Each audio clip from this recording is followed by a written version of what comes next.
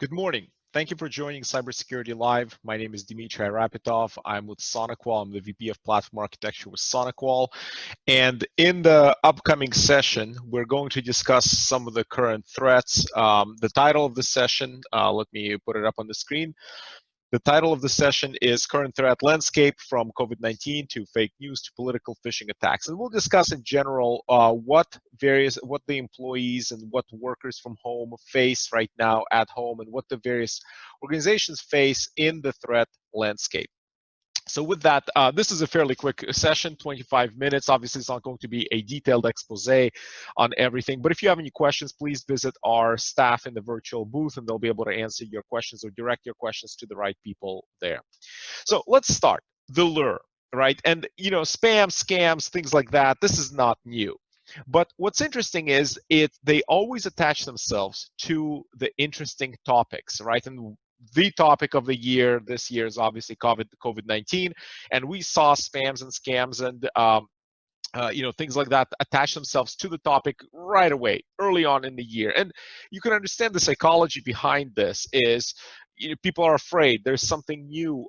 They let their guard down, or they're shifting their frame of reference of what they're thinking about. And in that new frame of reference, in that new topic, their guard is down. So there are obviously other topics. In the United States, we just finished the election, which is still kind of dragging on and on and on through legal challenges, etc. And that itself also became a topic for attackers to basically exploit. So if we go back to COVID-19 and we go back to the beginning of this year, the internet was drowning COVID-19 related malware and phishing scams. We saw that in the very beginning of the year. That's dated March of this year. And again, it was a new topic. Right away, the attackers latched onto this. They know that it was a time of the unknown. People would open the emails, but that persisted, that continued, and you can see the growth. And I'm showing the growth from earlier this year, but that that stuff persists. And in fact, if we look at some of the newer topics, COVID rapid 19 test kits, that's kind of the conversation right now. Vaccines, you can definitely start seeing phishing emails or scam emails coming around vaccines, like, oh, we got allocation of the doses, click here to register for yours or to purchase yours, purchase a rapid test kit. And again, it's a topic and it shifts people. It's a new topic and it shifts people's frame of reference in thinking and lowers their guard. Here's another example, personal and business relief related to COVID-19, right? There might be people who are under financial stress, there are organizations under financial stress, and obviously, if they are waiting for the COVID-19 relief or if they haven't gotten it in the United States, we rolled out a package, but there are some people who didn't get it due to administrative errors, and I'm sure that's the case worldwide. And so this was something that would lure people into clicking an email. So, but all of that there's another interesting and kind of an insidious topic that has been cropping up, and I would say maybe over the last 4 years, and depending on your outlook, you may think later, earlier, etc. And that is the um, kind of radicalization or the divide in the political sphere and the discourse. And there's a website called TransparencyTube. I'll drop I'll ignore for now, the ethical or moral dilemmas around monitoring things like that. But they basically classify all the different popular political channels based on, are they right, are they left, are they center, what they do, all the different topics, and they track evolution and they track which channels are getting banned and which channels are growing, what sphere of discourse is growing. And the reason why I'm bringing it up, it's not only is it an interesting source of discourse, right? Just for our society, for the Western democracies, but also this is going to be a ripe field for attackers and scammers, right? If I always try to put myself in the shoes of Dmitry the attacker, right? Dmitry the malware writer. You might hear me bring that up later again. I'm looking at this and I'm looking at emerging topics, and I know that there are rabid bases in some of these topics that are just sucking up all the information that might be coming out of, on whichever topic. And basically, I can craft my campaign around it, right? This is what I would do. This is I as an attacker would do this, and especially if you've got this sort of antagonistic relationship between the I hate using words mainstream media, but kind of like widely accepted beliefs and some of the stuff that might be fringe, and you say, well, they're keeping us down, right? Here's the information that's being kept down, right? That's going to entice people to click on that. The people of the mindset who are already interested in the information, that's going to entice them even further to click on that link. So again, this is not just an expose, because this actually leads to something. I'm not sharing this just for fun. This leads to something tangible that translates into actual real cybersecurity impact. For example, here's a piece of malware that was caught. Right, we actually have it in our lab, and it came in through a document. Election interference. Ooh, what a juicy topic! And again, this is the UK audience right now, but in the US, this is a very hot topic right now. Is there election interference? Is there, whether there is, there isn't, etc. And when you open that document, it asks you to enable editing. You have to do some DocuSign, and of course, what that really does is if you're not paying attention to what you're clicking, that's dropping some Trojans on your computer. And this is an example of a broader trend right now of weaponization of documents. So go back 5 years ago. What kept Dmitry up at night? What kept me up at night was I visit some website that's using WordPress or using some generic software that's broadly available, that has a vulnerability that hasn't been patched, and some attacker put some drive-by attack code, drive-by download code into my vulnerable browser. I'm using a web browser, and my browser has vulnerabilities, or it has Flash, or it has Java that are just riddled with holes. And what kept me up at night is that I would get malware that way. I visit a website that's been infected, that has drive-by download, drive-by injection of shell code, etc., and it nails me like that. The browser manufacturers have done a really good job of clamping down that security. In fact, Flash is going end of life this December. Yay! Java at this point you have to jump through hoops to even enable Java to make it work. Yay! So as an attacker, again, Dmitry, the attacker, sees the attack surface getting smaller and smaller and smaller from a browser perspective, right? Safari is getting better, Firefox is getting better, Chrome is getting better, Microsoft Edge is actually quite good from security perspective. So my attack surface on a browser is getting smaller. So where do I go? What is the next most ubiquitous piece of software installed on every machine?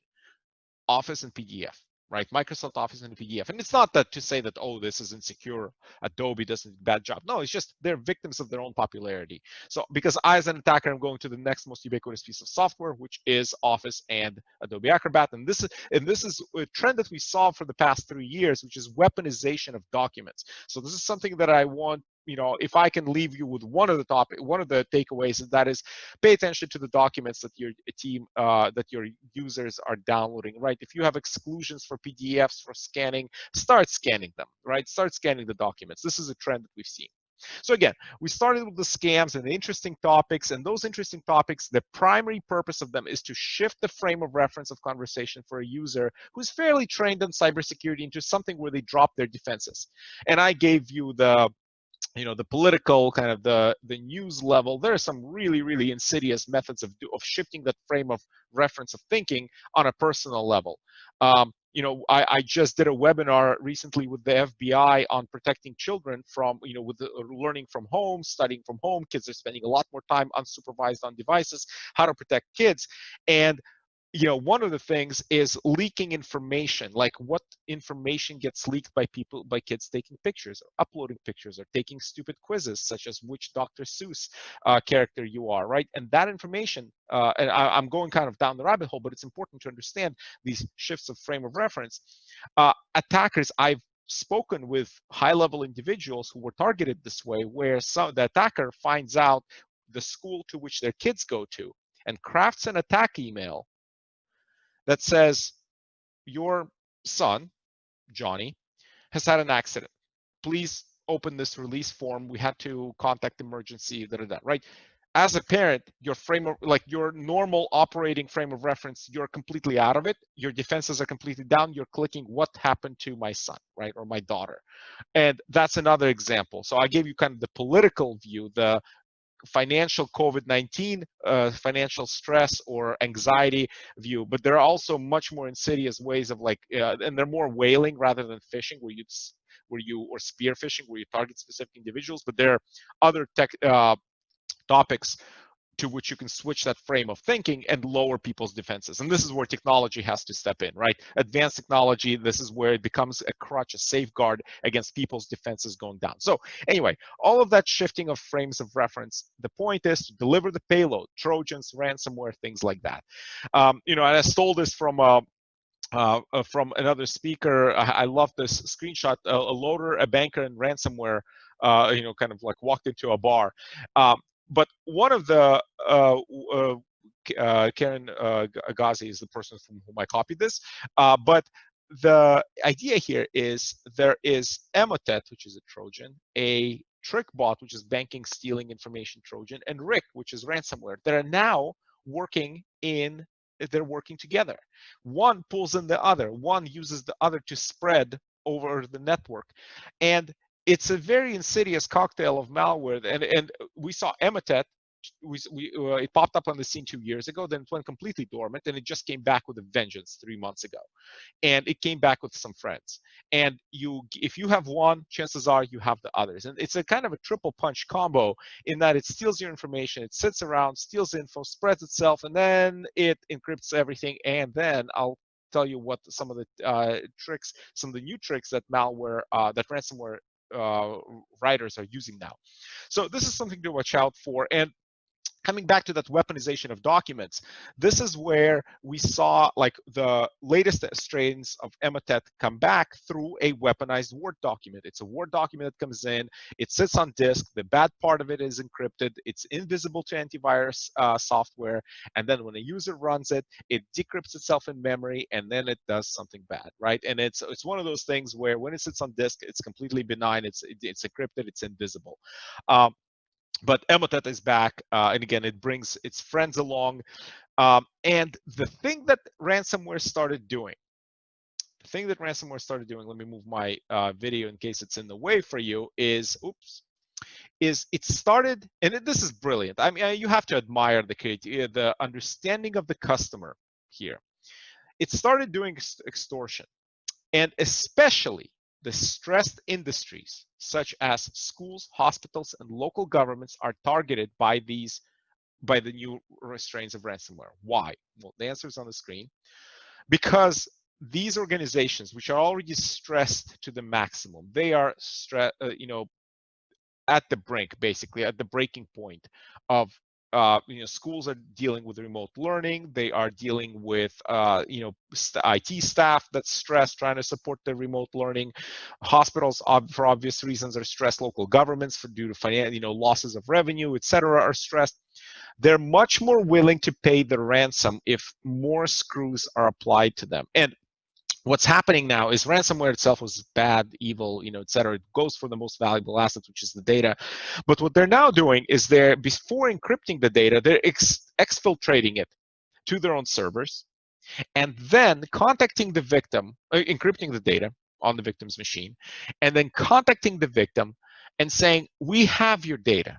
You don't have your data anymore. If you don't pay the ransom, we're going to start leaking it online.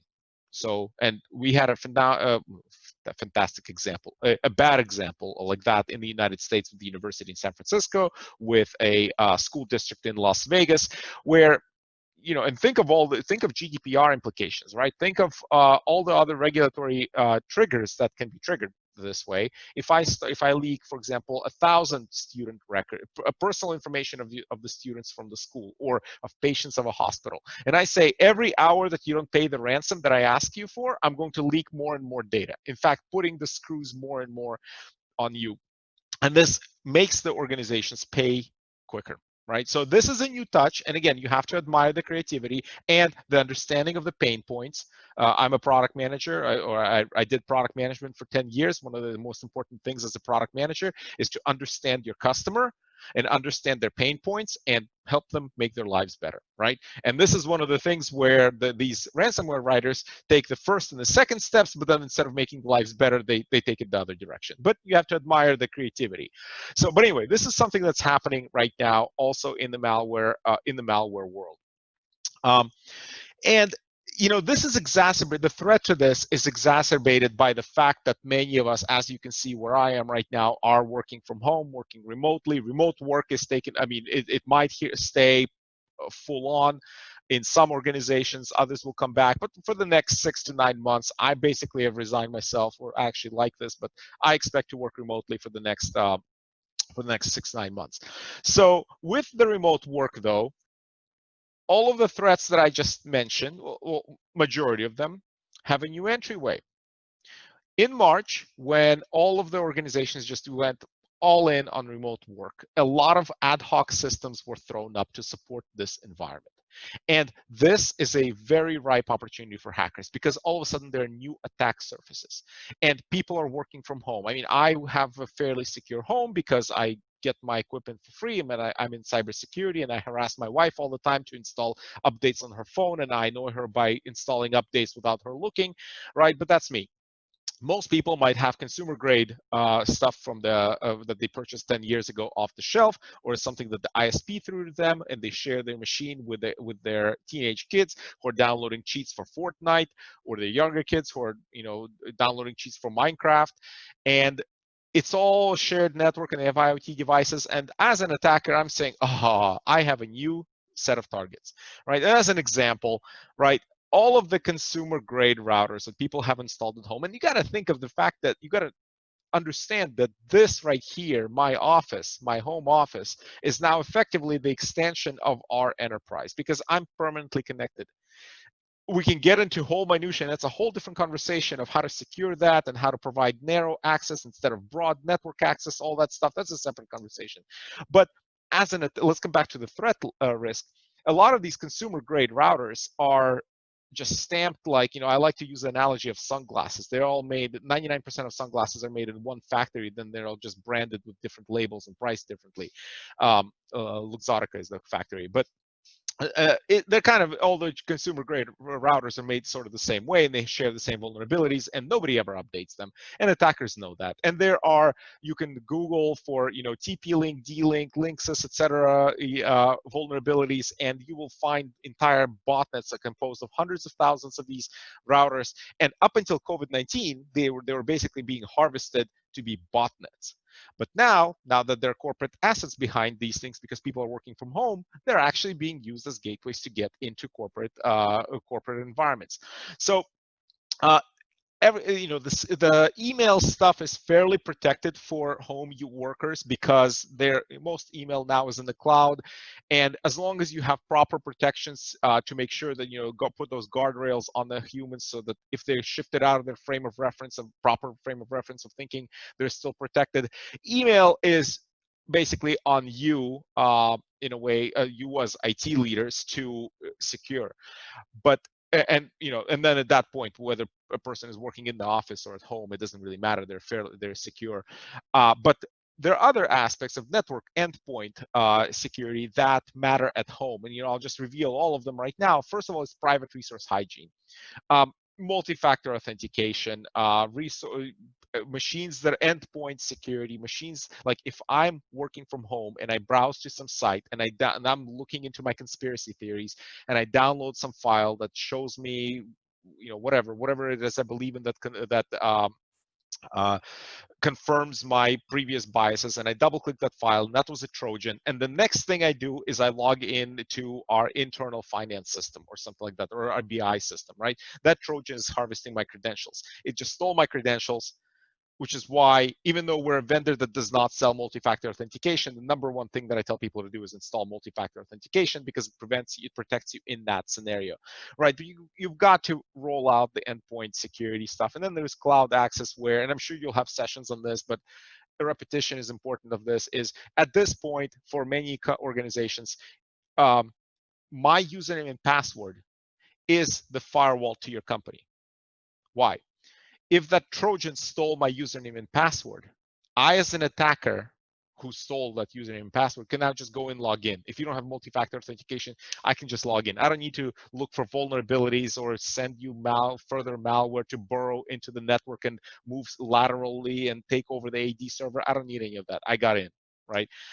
Or if anything, my life is significantly easier now with valid credentials. So anyway, I started off with kind of psychologically how I can get somebody's attention, to then deliver malware to get in, and all the kind of new points of weaknesses in the COVID-19 reality where that that make my job as an attacker easier. And we have to be cognizant of that as defenders. So again, thank you for listening. It's only 25 minutes. If you have any questions, please join the virtual booth, and there will be staff that can help you answer questions. And enjoy the rest of the sessions. Thank you.